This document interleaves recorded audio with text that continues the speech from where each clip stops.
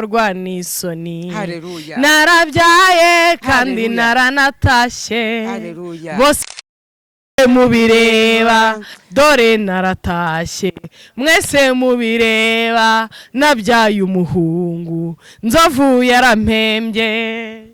Haleluya.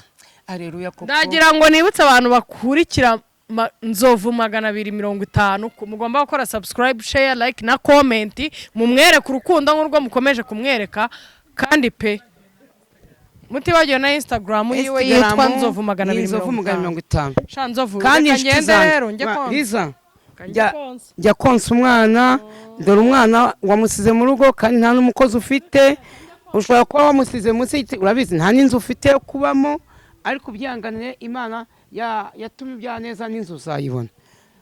Cyokora abakunzi banzu koko murakoze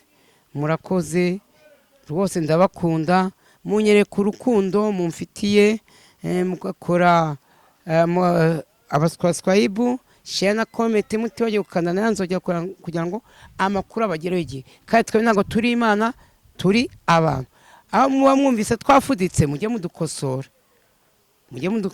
n'ukuri kw'Imana mutubwire iti ibi nibi kandi niho tugitangira ariko hari byinshi tuzabagezaho. Bye bye.